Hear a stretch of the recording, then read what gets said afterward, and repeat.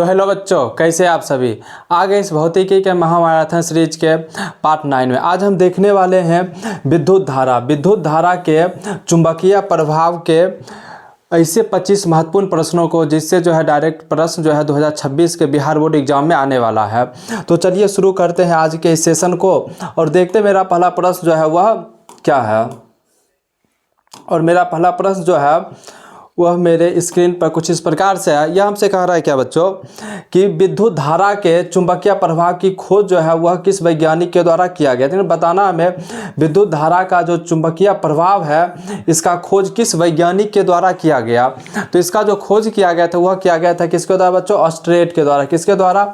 ऑस्ट्रेट के द्वारा। तो ऑप्शन बी जो हो जाएगा क्या हो जाएगा बच्चों? बिल्कुल सही हो जाएगा। क्या हो जाएगा? ऑस्ट्रेट के द्वारा हो जाएगा। देखते हैं मेरा अगला प्रश्न हमसे क्या कह रहा है बच्चों। अगला प्रश्न हमसे कह रहा है क्या विद्युत चुंबक बनाने के लिए प्रायः किस पदार्थ का उपयोग करते हैं। हमें बताना है विद्युत चुंबक में जो छड़ होता है उस छड़ का उपयोग जो होता है कि वो छड़ किस पदार्थ का बना हुआ होता है, ये हमें बताना है। तो ये हो जाएगा बच्चों नरम लोहा का। किसका होता है? विद्युत चुंबक जो है उसे बनाने के लिए हम नरम लोहा का प्रयोग करते हैं। छड़ के रूप में किसका प्रयोग किया जाता है बच्चों? नरम लोहा का। तो इस प्रकार से देखते हैं मेरा नेक्स्ट प्रश्न क्या है। तो विद्युत चुंबकीय प्रेरण की खोज किसने की? तो फैराडे के द्वारा किया गया था। अगला प्रश्न है मेरा नेक्स्ट, यह हमसे क्या कर रहा है विद्युत जनित्र, यानी कि विद्युत जनित्र किस सिद्धांत पर कार्य करता है हमें बताना। कि हमें बताना है विद्युत जनित्र जो हो जाएगा यह किस सिद्धांत पर कार्य करता है। तो विद्युत जनित्र जो करता है बच्चों काम, वह करता है विद्युत चुंबकीय प्रेरण पर। किस पर करेगा बच्चों? विद्युत चुंबकीय प्रेरण के सिद्धांत पर क्या करता है? यह कार्य करता है। कौन? तो जनित्र यानी कि जनरेटर। देखते हैं मेरा अगला प्रश्न हमसे कह रहा है क्या कि विद्युत मोटर परिवर्तन करता है। हमें बताना है विद्युत मोटर जो है वह क्या परिवर्तित करता है। तो विद्युत मोटर के द्वारा जो है वह विद्युत ऊर्जा को यांत्रिक ऊर्जा में बदला जाता है। किसको किस में? तो विद्युत ऊर्जा को किस में बदला जाएगा? यांत्रिक ऊर्जा में बदला जाएगा। यह काम कौन करता है? तो विद्युत मोटर करता है। तो इस प्रकार से ऑप्शन बी जो हो जाएगा क्या हो जाएगा बच्चों? बिल्कुल सही हो जाएगा। अगला प्रश्न हमसे कर रहा है क्या हमारे घर में जो विद्युत आपूर्ति होती है वह है, यानी कि हमें बताना है जो घर के अंदर विद्युत की आपूर्ति होती है वह किस प्रकार का होता है धारा। तो ये जो होता है 220 वोल्ट का, यानी कि प्रत्यावर्ती धारा एसी करंट होता है। क्या होता है बच्चों? 220 वोल्ट का प्रत्यावर्ती धारा एसी करंट होता है जो हमारे घर में क्या होती है? आपूर्ति होती है।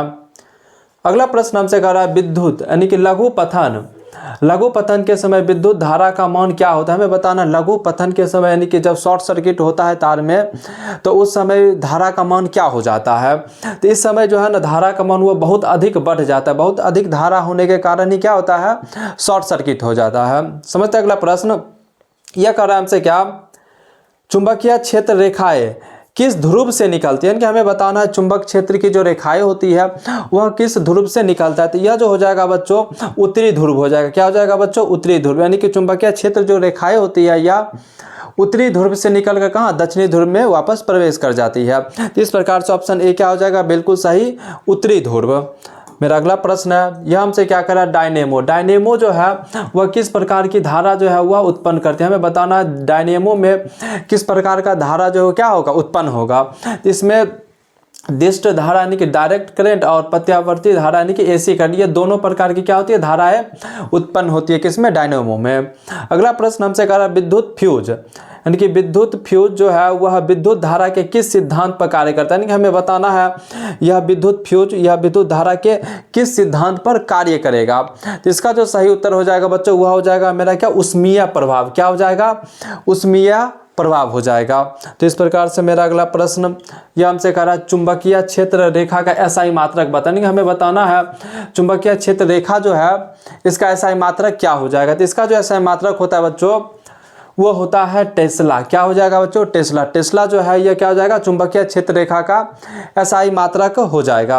अगला समझते हैं हम फ्लेमिंग के वाम हस्त नियम के अनुसार तर्जनी जो है ना यह क्या दर्शाती है। यानी कि हमें बताना है फ्लेमिंग के वाम हस्त नियम के अनुसार तर्जनी जो है यह हमें क्या यानी कि क्या दिखाने की क्या करती है? प्रयास करती है। यह तर्जनी जो हो जाएगा मेरा जो चुंबकीय क्षेत्र की दिशा बताए। क्या बताएगी बच्चों? चुंबकीय क्षेत्र की दिशा बताएगी। और यदि हमसे पूछा जाता मध्यमा क्या बताएगा? तो मध्यमा जो है वह धारा की दिशा बताएगी। तो हमसे पूछा गया तर्जनी, तो सही उत्तर क्या हो जाएगा? बी हो जाएगा। चुंबकीय क्षेत्र की क्या हो जाएगा? दिशा हो जाएगा। इस प्रकार समझते हैं। मेरा अगला प्रश्न यह हमसे कह रहा है बच्चों अति भारण यानी कि ओवरलोडिंग, यानी कि अति भारण के समय विद्युत धारा का मान क्या होता है परिपथ में, यानी हमें बताना है जब अति भारण के समय धारा जो है उसका मान क्या हो जाएगा परिपथ में। तो इस स्थिति में भी क्या हो जाएगा, यानी कि धारा क्या हो जाएगा बहुत अधिक हो जाएगा, यानी कि बहुत अधिक ये बढ़ जाता है। इस प्रकार से मेरा अगला प्रश्न हमसे कह रहा है विभक्त वलय, यानी कि विभक्त वलय का जो है उपयोग वह किस प्रकार के यानी कि उपकरण में किया जाएगा। विभक्त वलय जो है इसका उपयोग किस प्रकार के उपकरण में किया जाता है। ये हो जाएगा मेरा विद्युत मोटर। क्या हो जाएगा बच्चों, विद्युत मोटर जो है मेरा वो सही उत्तर हो जाएगा। समझते हैं अगले प्रश्न को।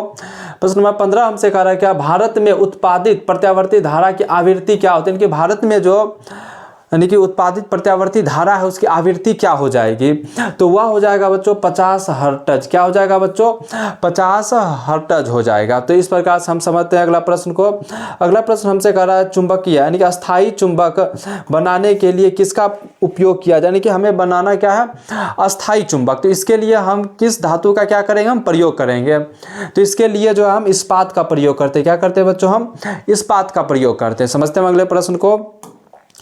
अगला प्रश्न हमसे कह रहा है परिनालिका के भीतर चुंबक क्षेत्र होता है, यानी कि हमें बताना है परिनालिका जो है उसके अंदर जो यानी कि क्या रहेगा चुंबकीय क्षेत्र वह क्या हो जाएगा शून्य हो जाएगा, सिरों की ओर घटता जाएगा, सभी बिंदुओं पर समान कोई नहीं। तो इसका जो सही उत्तर हो जाएगा बच्चों वह हो जाएगा सभी बिंदुओं पर समान। क्या हो जाएगा सभी बिंदुओं पर। परिनालिका के भीतर जो चुंबकीय क्षेत्र रेखा होगा क्या होगा सभी बिंदुओं पर वो समान हो जाएगा।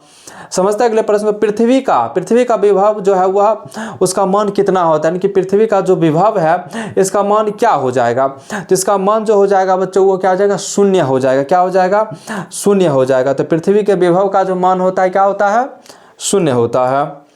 अगले प्रश्न समझते हैं। अगला प्रश्न हमसे कह रहा है क्या गैल्वेनोमीटर का उपयोग परिपथ में क्या पता लगाने के लिए हम करते हैं, यानी कि गैल्वेनोमीटर जो है इसका प्रयोग क्या है, यानी कि इसे हम क्यों उपयोग करते हैं परिपथ में।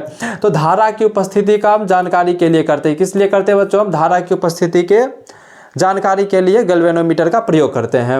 अगला प्रश्न हमसे कह रहा है दो चुंबकीय क्षेत्र रेखाएं जो है वह एक दूसरे को प्रतिच्छेदित क्यों नहीं करते, यानी हमें बताना है जो दो चुंबकीय क्षेत्र रेखा तो वह एक दूसरे को क्यों नहीं काटते। नहीं काटने का कारण यानी कि प्रतिच्छेदित क्यों नहीं करती है, क्योंकि वे समांतर होते हैं, क्योंकि कटान बिंदु पर क्षेत्र की दो दिशाएं संभव नहीं है, क्योंकि वे बंद वक्र हैं, इनमें से कोई नहीं। तो जो यहाँ सही उत्तर हो जाएगा बच्चों वह जो मेरा वह हो जाएगा बी, क्योंकि कटान बिंदु पर जो क्षेत्र की दो दिशाएं होती वह संभव नहीं होता, यानी कि इसमें क्षेत्र की दो दिशाएं कटान बिंदु जो क्या होगा संभव नहीं होगा। अगला प्रश्न हमसे कह रहा है क्या कि किसी सीधे चालक तार में धारा ऊपर की ओर तो चुंबकीय क्षेत्र की दिशा क्या होगी, यानी कि बताना है यदि किसी चालक तार में जो है ना धारा कहाँ हो ऊपर की ओर हो तो बताना हमें चुंबकीय क्षेत्र जो है उसकी दिशा क्या हो जाएगी। तो इसका जो दिशा हो जाएगा बच्चों वह क्या हो जाएगा एंटी क्लॉकवाइज हो जाएगा, यानी कि घड़ी के सुई का जो है उसका विपरीत दिशा यानी कि वामावर्त हो जाएगा। क्या हो जाएगा बच्चों वामावर्त हो जाएगा। समझते हैं अगले प्रश्न को हम।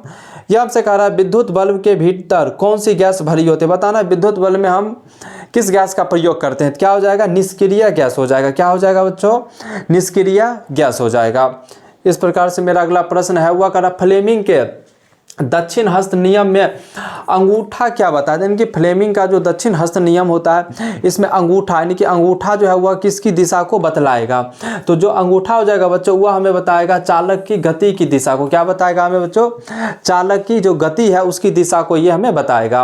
और जो मेरा हो जाएगा तर्जनी क्या बताएगा ये बताएगा क्षेत्र की दिशा को। और जो मेरा हो जाएगा मध्यमा यह क्या बताएगा ये धारा की दिशा को बताएगा।